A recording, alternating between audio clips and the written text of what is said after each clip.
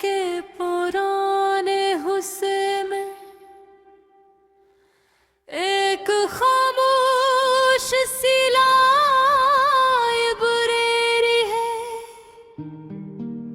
जहां वक्त जैसे गर्द में छुप कर सो गया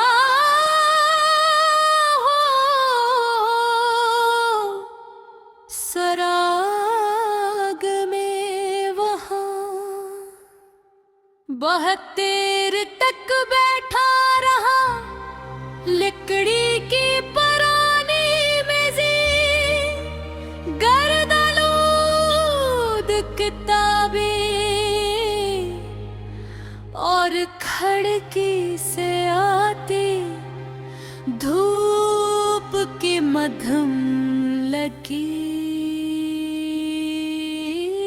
ऐसा महसूस करा रही थी जैसे हर चीज किसी अधूरी कहानी का हिस्सा हो, और इन्हीं खामोश किताबों के दरमियान मुझे तुम याद आए पूरी।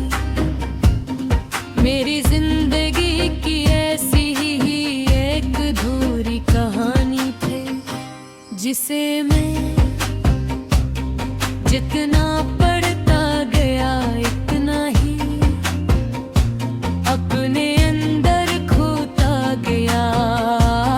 मुझे आज भी वो पहली शाम याद है, जब तुम्हें अपने ख्वाबों के बारे में बहुत देर तक बात की थी।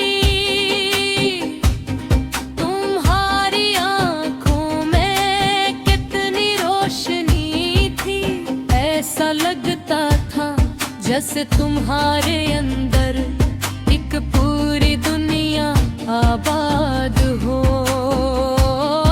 और मैं तुम्हें सुनते सुनते खामोशी से अपनी दुनिया तुम्हारे नाम करता चला गया।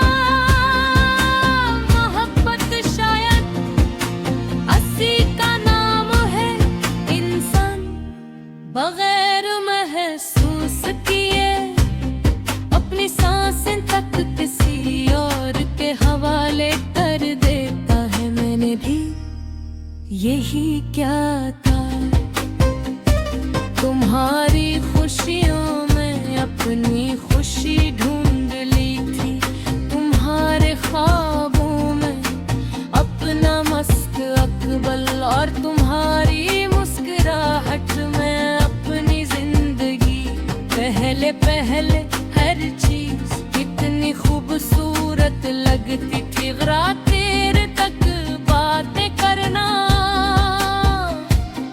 एक दूसरे को फजूल बातों पर हंसाना, और फिर अचानक खामोश होकर सिर्फ एक दूसरे की मौजूदगी महसूस करना। मैंने लम्हों को हमेशा के लिए सच मान लिया था, बदर वक्त मुहत्त हमेशा एक जैसा नहीं रहता, तुम बदलने लगे थे।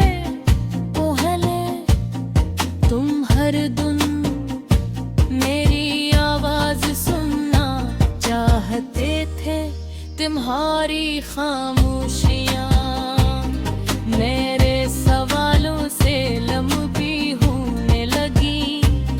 मैं हर बार दिल को यही समझाता रहा कि मोहब्बत इतनी आसानी से नहीं बदलती, मगर शायद तुम्हारा दिल मुझसे पहले ही दूर जा चुका था।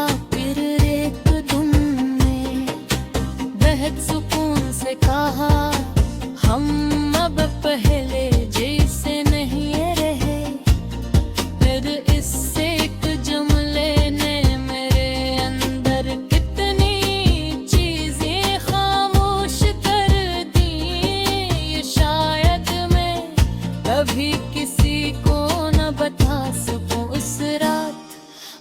बहुत देर तक अपने कमरे की तारीकी में बैठा रहा। खिड़की के बाहर हल्की बारिश हो रही थी और अंदर मेरी आंखों में अधूरे ख्वाब बह रहे थे। मुझे पहली बार ये एहसास हवा के बाज़गाइयाँ सिर्फ इंसान को रुलाती नहीं, ऐसे अंदर से वीरान कर दे की है तुम।